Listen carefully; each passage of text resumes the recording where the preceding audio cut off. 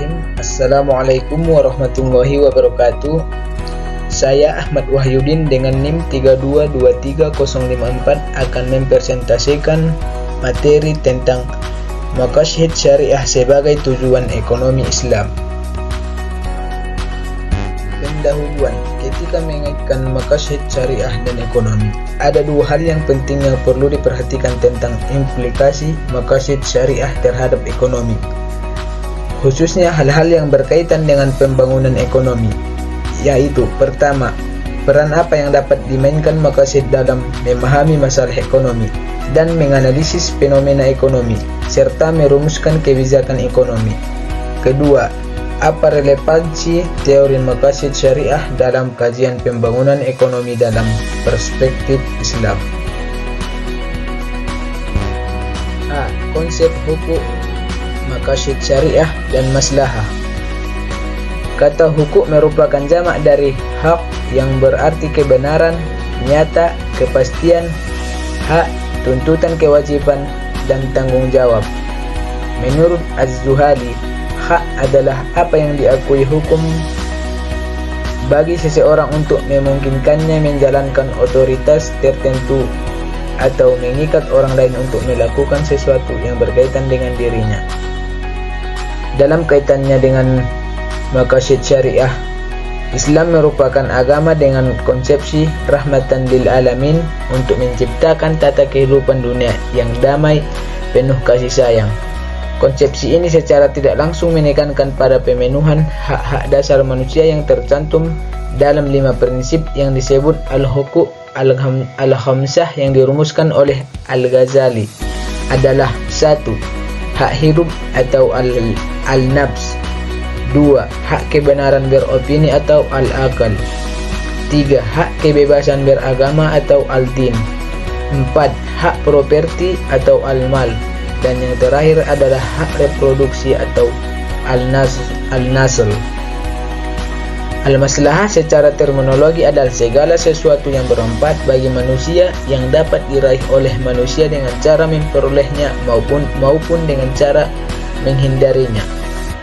Secara luas, maslahah ditunjukkan pada pemenuhan visi misi kemaslahatan yang tercantum dalam maqasid syariah yang terdiri dari 5 konsep perenungan 5 elemen yang di atas.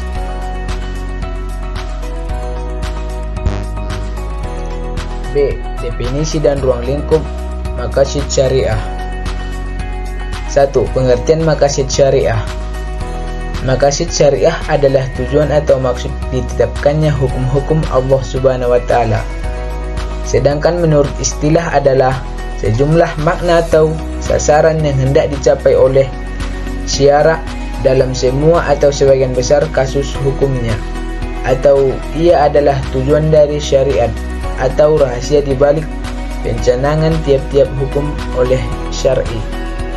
2. Sejarah maqasid syariah. Sejarah maqasid syariah dapat ditelusuri sampai pada masa-masa awal Islam ketika Nabi Muhammad SAW masih hidup atau fase prakonditifikasi. Pada saat itu, perhatian terhadap maqasid syariah dalam pembentukan hukum sudah muncul. Pada perkembangan selanjutnya, apa yang dilakukan oleh Nabi dijadikan pedoman oleh para sahabat dalam memecahkan permasalahan hukum yang mereka hadapi. Fase selanjutnya adalah fase kodifikasi.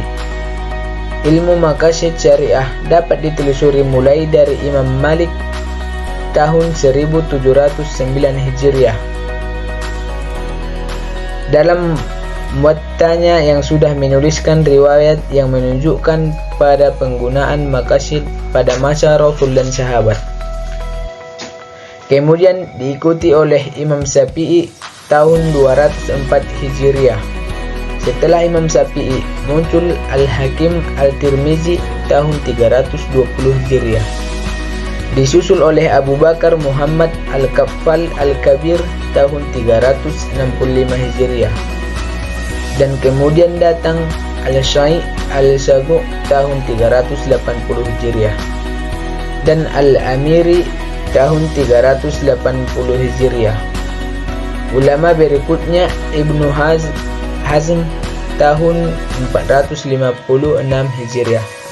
Selanjutnya adalah Al-Juwaini tahun 478 Hijriah dan lain-lain. Setelah itu masuk pada fase modifikasi. Ibnu Asyur tahun 1973 Masehi. Selanjutnya Muhammad Abu Zahra 1974 Masehi, dan setelahnya Wahbah Zuhaili, dan seterusnya Al-Qaradawi dan Jasser Auda.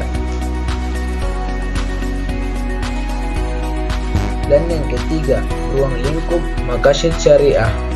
Kemaslahatan yang hendak dicapai oleh syariah sifatnya umum dan universal.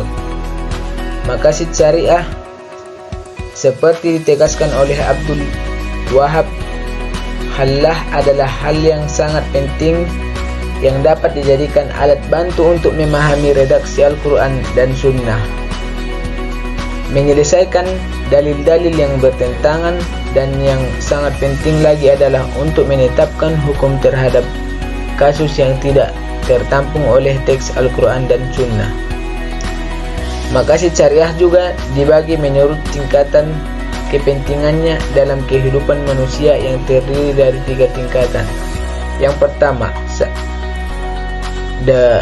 daruriyah adalah penegaan kemaslahatan agama dari dunia. Yang kedua, hajiyah didefinisikan sebagai hal-hal yang dibutuhkan untuk mewujudkan kemudahan dan menghilangkan kesulitan yang dapat menyebabkan bahaya dan ancaman. Ketiga, tahsiniyah adalah melakukan kebiasaan-kebiasaan yang baik dan menghindari yang buruk sesuai dengan apa yang diketahui oleh akal sehat. C. Peran dan signifikan maqasid syariah dalam ekonomi Islam. Ekonomi Islam dalam hal ini adalah reinkarnasi fikih muamalah. Oleh karena itu, menjadikan maqasid syariah sebagai the ultimate goal akan mengambil kelenturan dan elastisitas fikih. Maqasid syariah dapat berperan sebagai bingkai dalam pembangunan ekonomi Islam yang akan memagari aktivitas ekonomi dari suatu yang melanggar syariah. Selain itu, maqasid syariah juga dapat berperan sebagai sarana hubungan antara kandungan kehendak atau hukum Tuhan dengan aspirasi yang manusiawi. Maqasid syariah adalah dasar bagi pengembangan ekonomi Islam karena bertujuan untuk menciptakan kesejahteraan dan kebahagiaan manusia dengan menyeimbangkan peredaran harta secara adil dan seimbang, baik secara personal maupun sosial. Maqasid syariah memiliki peran yang sangat signifikan sebagai alat kontrol sekaligus alat perekayasa sosial untuk mewujudkan kemaslahatan manusia. D.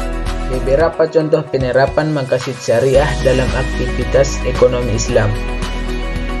Penerapan maqasid syariah dalam kegiatan ekonomi ini dilakukan dalam berbagai sub-bidang seperti penganggaran, analisis upah minimum, indeks pembangunan manusia, pemasaran, perbankan, dan lembaga keuangan, dan lain sebagainya. Di dalam bidang ekonomi, konsep maqasid syariah juga digunakan sebagai dasar justifikasi terhadap berbagai aktivitas manusia yang berhubungan dengan konsep produksi, distribusi, dan konsumsi.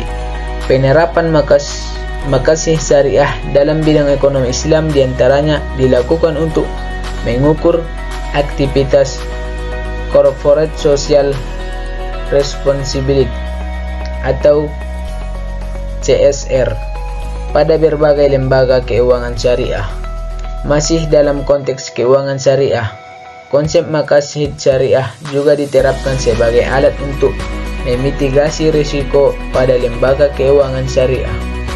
Selain itu, menggunakan elemen-elemen maqasid syariah untuk mengelola risiko dan dampaknya terhadap kinerja perbankan syariah dan mengelola risiko produk-produk asuransi. Bahkan elemen-elemen maqasid syariah juga banyak diadopsi untuk mengukur kinerja perbankan syariah, dan masih banyak lagi contoh lain penerapan maqasid syariah. Sekian penjelasan dari saya. Terima kasih kepada yang mendengarkan. Menggoreng ikan bersama lumpia, digoreng terpisah, jangan sekaligus. Cukup sekian presentasi saya. Semoga mendapatkan nilai yang bagus.